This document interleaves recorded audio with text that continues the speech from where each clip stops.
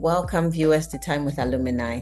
And today we have with us an electrical and electronic, if I'm right, that's how it goes, engineering alumna by the name of Marie Selali Onuoha.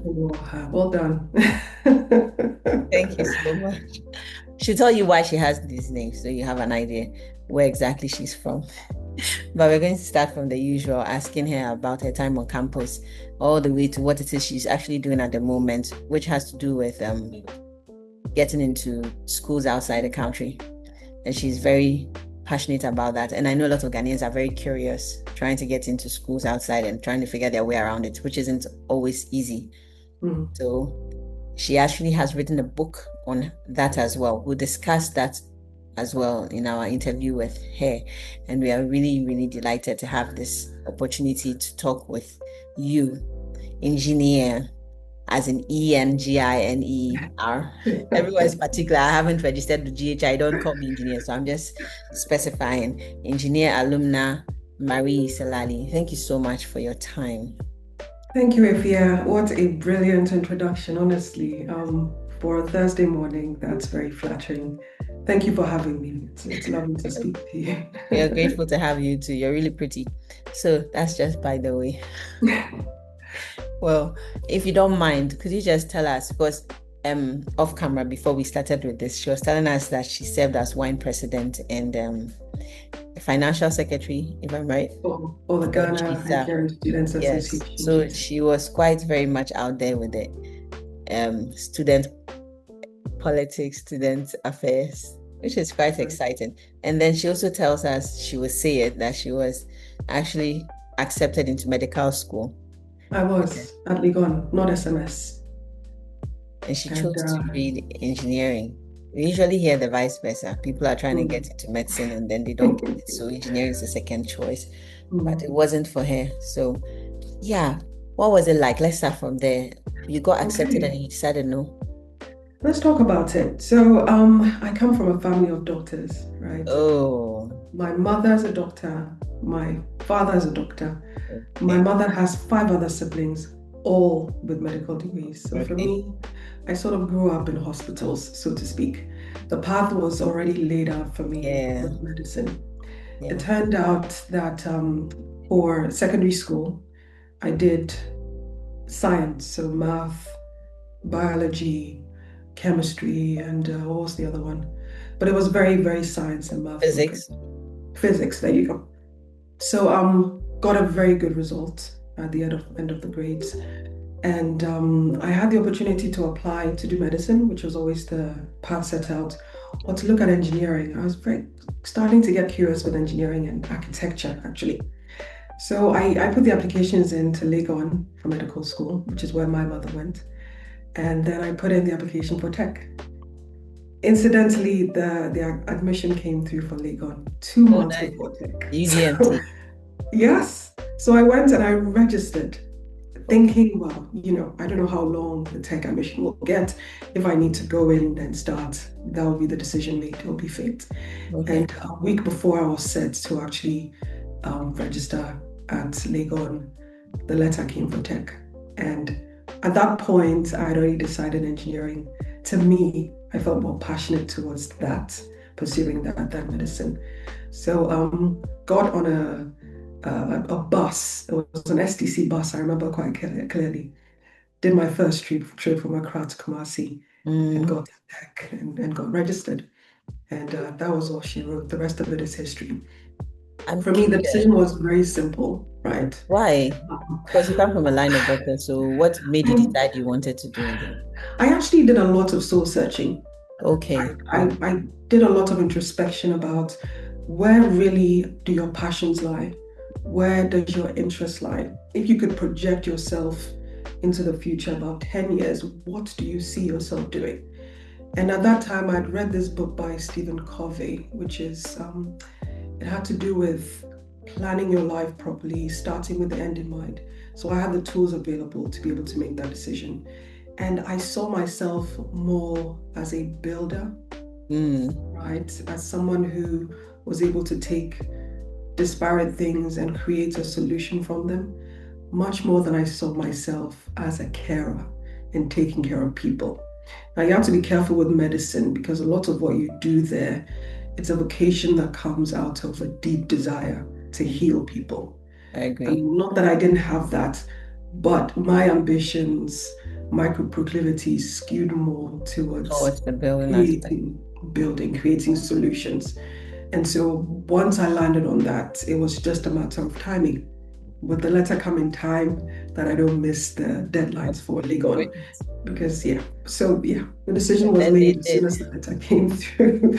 I moved off and started at tech. That is actually, I should say that I still think it is the case. A very, very daring and bold decision because this is a world, and when I say a world, I mean Ghana, Mm, where medicine and medical doctors are held in such high absolutely. esteem. Yes. And so it influences a lot of decisions. It And did. then engineering I too can't was, argue with that.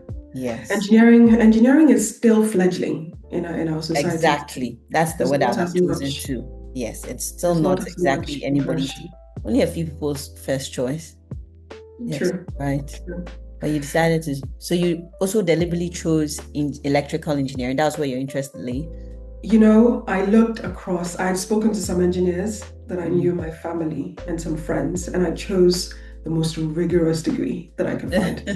And for Okay. me at that stage, it was what tools do you need so that in the future your options were wide. Okay. So electrical at that time, I don't know if it's changed because we didn't have aerospace. I think that was the second year I was at tech that got introduced. But I wanted Mm. to do the thing that would stretch me the most, Okay. And right? you felt that was electrical engineering. Electrical engineering, everybody said if you wanted a rigorous course in engineering at That was tech, the course to go for. do engines. So, and Interesting. we didn't have biomedical then as well. I Yes, don't, no. because that would have been a good compromise between medicine. Yes, it would have. Yes, we didn't have that. So I picked electrical engineering And did you for enjoy the it? rigor. Say again? Did you enjoy it? I loved it with varying degrees depending on what the course was and what the lecture was. And we can go into details of there was this course, semiconductors. I think was that second or third year. That was just the bane of everyone's existence. Nobody could make heads or tails of it. The exam was just, we all showed up in the exam room and you could just feel the depressive atmosphere because nobody understood it. But otherwise, so many parts of 4 years at Tech were just brilliant. The Nice. rigor, the academic rigor ticked off 100%. Nice. But things that to me were maybe a little more marked was just the camaraderie. What I realized after leaving tech was the sort of strong bonds that I formed with my classmates that I've just carried through Mm-hmm. for 20 years, such Mm-hmm. that you would just meet somebody or find someone on Facebook, right? And just that connection is still there, right? Mm-hmm. And you feel as if you are back at tech, you could trust them. There's this Mm-hmm. shared experience that I think it's second to none, right? And I went to Achimota, Mm. similar there. And I did my master's, which we'll talk about in the States, and it's not the It's same. not the same. It's not the same. It's a brilliant connection that you make with your classmates at tech. So Nice. yeah, I loved my time there. Loved it. You were also, I won't say a bit, you were quite a social bird. Was I? Yeah, if you actually were one president and then GSA financial or something, Mm, you didn't stick to your books only. So no. was that a Um, deliberate choice too, or advice, and how was that for you? yes, for me, it was deliberate because I was always thinking ahead about getting a graduate degree outside of Ghana. And if you do any sort of research, you know that it's not just about your academics. You have to show a well-rounded persona. So for me, getting involved in student government, it was deliberate. It was very much Oh, curating it's my that. profile Great. so that when I made that application, I could show that yes, I'm not just a one-trick pony. There's other flavors. I have strengths that are transferable across a myriad of areas. So wine president for me, it was because we really didn't have any sort of cohesive umbrella or student government for women in engineering. And so I set that up with a colleague of mine who was in civil engineering. And I think we were well, not the first, but it had died down for a bit and we sort of So you revived it. reactivated, yeah. We sort of revived it, yes. And we actually, while I was president, we did do a conference in France where a bunch of us joined the wider women in engineering body, the global body, and were invited to a conference, partly sponsored. I think there were about 3 or 4 of us who went to Paris in the summer of, was it 2005? There or thereabouts, or 2006. But yeah, when I left, the organization was strong. I hope it still is today. I But think it is. I think it's even much more so because now the lecturers are very much involved in it as well. And then brilliant. Oh, that's CHIE great. has, yeah, more or less taken it under its wings as well. So That's amazing. So yeah, it's carried on. yes, Great. yes. So I guess we'll say kudos to you. Well done. Job well done. It's a team effort. What can you say? Well, I would say the women were hungry for something that was focused and Oh, dedicated. yes, yes. So of course they rallied behind us creating the leadership around it. But I would love to maybe when I'm back in tech to see You how should that's going visit. and maybe Yes, link you in. should. You should plan something. They would love to have Oh, you. And my oh, office thank would like to you. carry the story. Brilliant. I will reach out when I'm in Ghana and we will see what we can do. Please do. So you've led us into the space that we wanted to talk about, and we would like to just jump right into it. You were talking about the fact that you deliberately went into these things because if you are interested in doing grad school outside, these are some of the things to look out for. What are some of the other things that they look out for? Gosh, that's a very open-ended question. I Yeah, will you do can my just make best. it look up. I'll do my best to touch the main areas, right? And then there's a lot of variegation. There's a lot of variety depending on what you want to do and where you want to do it. But some of the basics, of course, to focus on are there's a basic entrance requirement. And Hmm. the way that is tested is by your first degree. So we're talking specifically about graduate, right? Undergraduate admissions is slightly different. But for the graduate side, there's a basics of having a first degree. And you just don't want to just have any first degree. It has to be a first degree that's within the area, ideally, that you want to focus on, or at least adjacent enough that you can make a case that your knowledge and your skills are transferable. Now, that's the basic, right? The second thing would be there's testing requirements. So, depending on if you're going to the States, to Europe, to China, there might be certain tests of language and a particular subject skill that you might have to do. So Hmm. it's not just about passing the test, but about also having the financial Ability. ability to actually register for the test and take them. You have to take into consideration and plan for.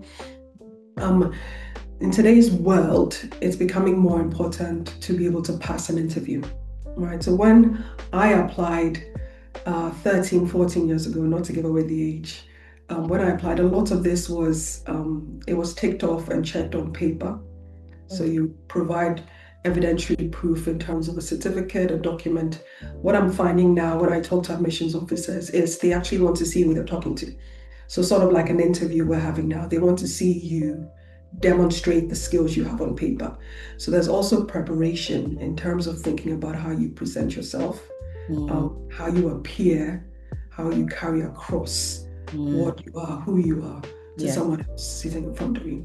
So those elements are important. And then, of course, for African students, for our tech students, there's also the issue of financial aid, right? Very few of us can afford the full cost of tuition Yes. and upkeep in an institution outside the country and outside the continent.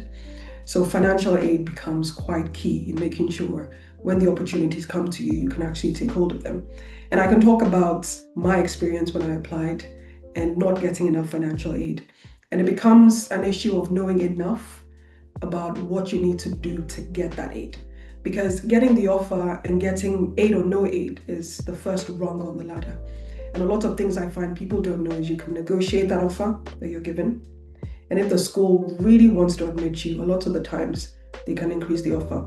Or they can give you other avenues to get enough aid.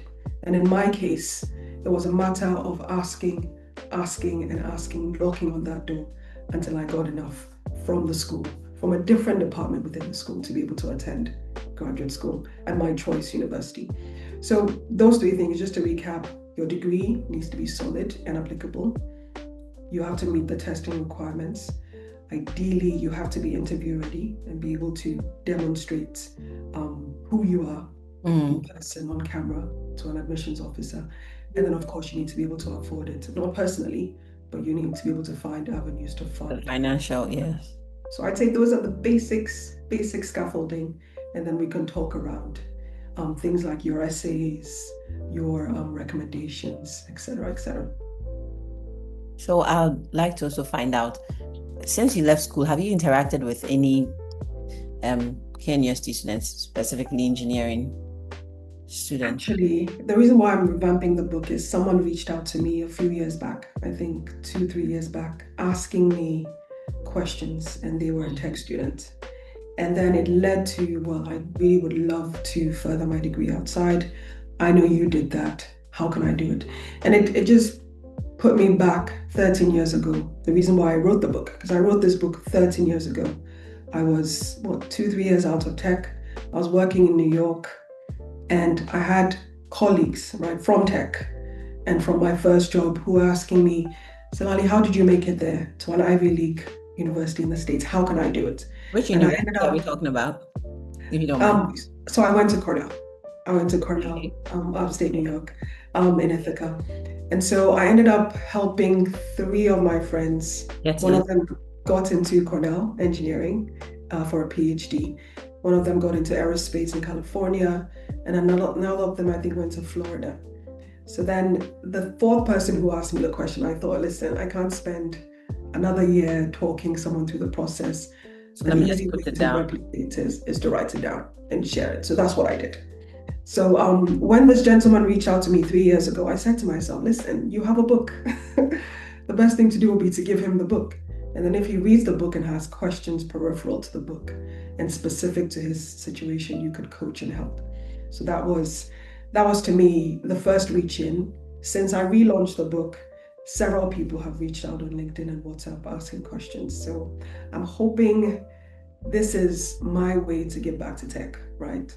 It's my way to give back to a school that really set me up One for of your ways. career. Well, let's say the first Yeah. way for me to do it and for it There to are be other ways you can help us.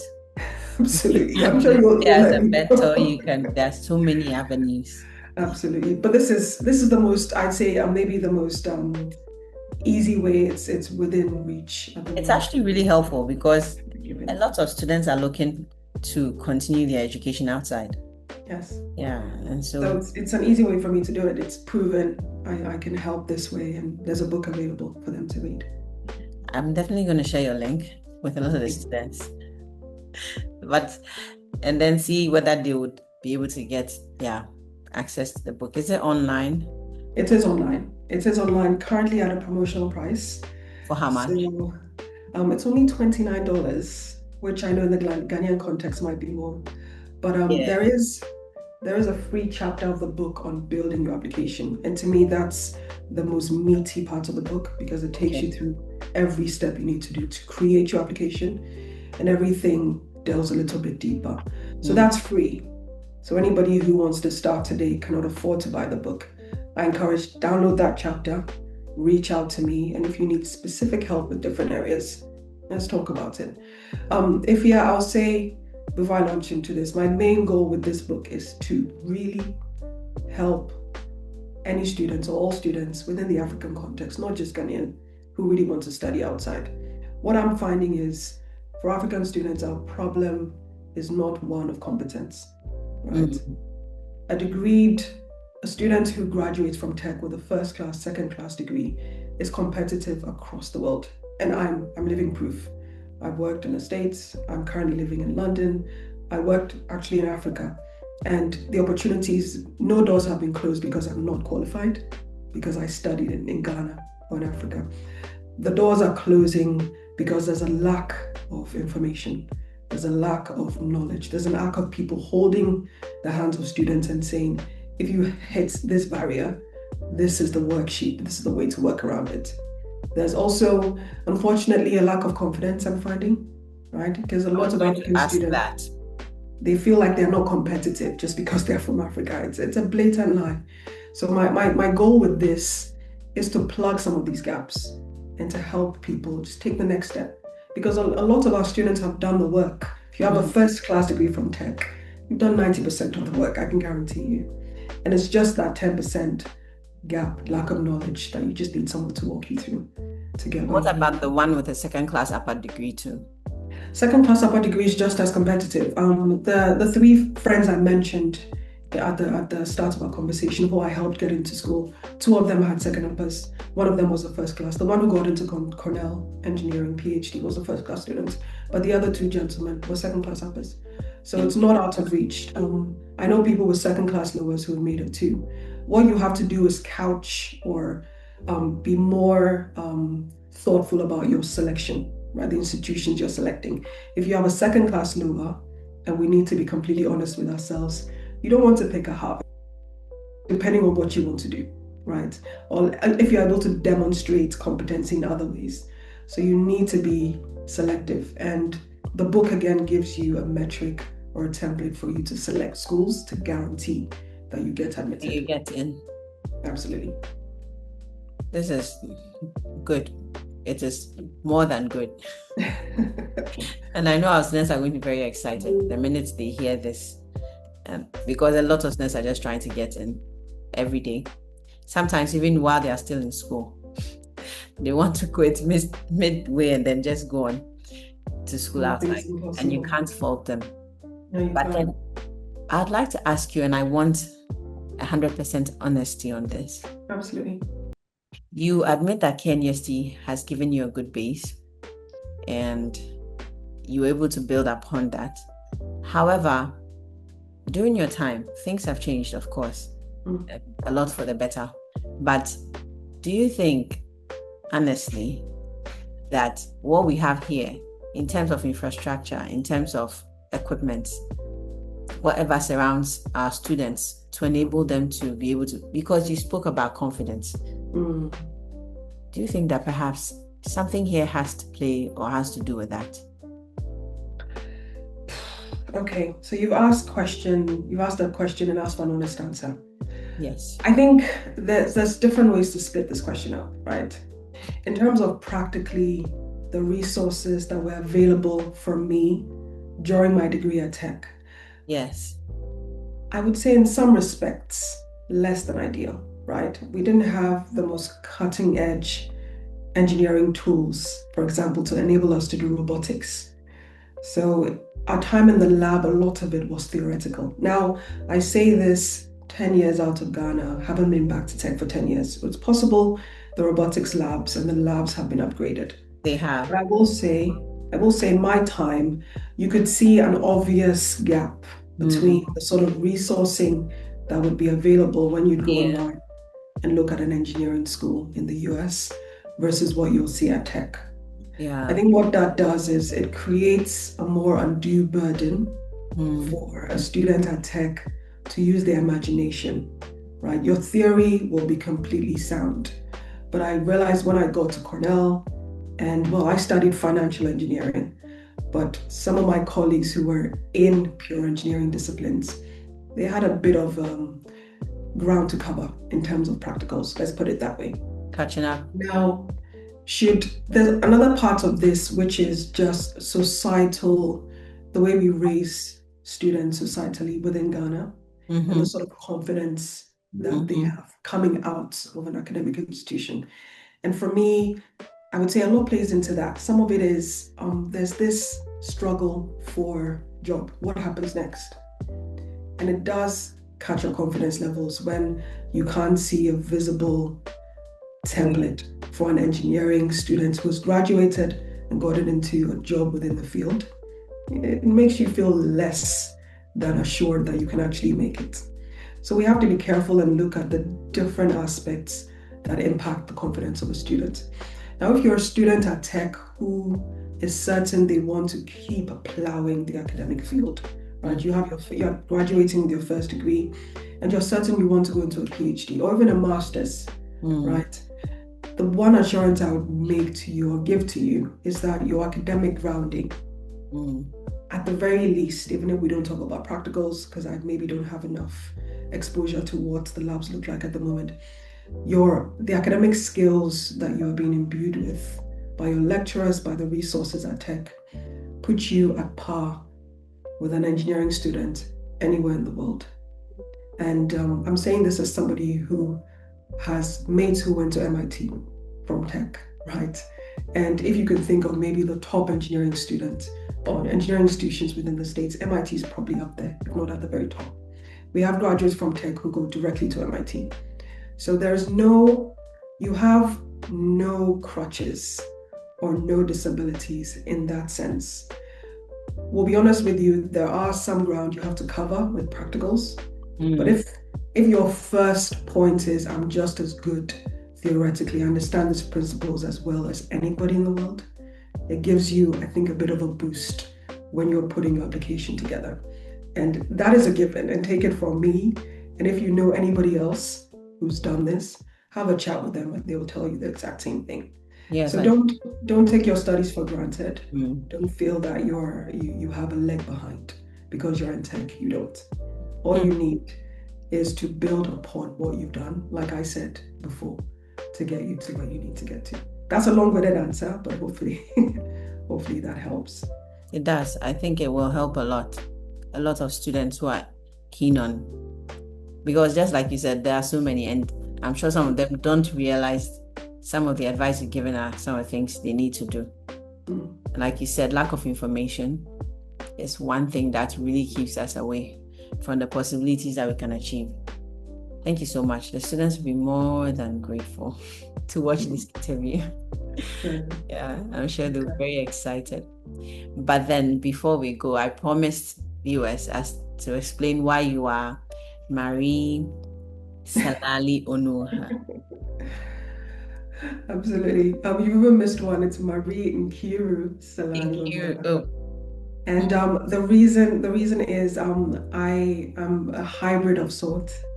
My father is Nigerian, so he's from the Igbo tribe, which is the eastern parts of Nigeria. So I'm an Igbo from a state called Imo State in Nigeria, okay. and my mom, incidentally, also is from the eastern part of Ghana. So there's a eastern theme here playing out. She's from the Volta region. So I Okay. come from a small village close to Keta. I was Okay. born in Ghana, raised in Ghana, spent about 5 years in primary school in Nigeria before we moved back, and then went to Akosombo International School, International.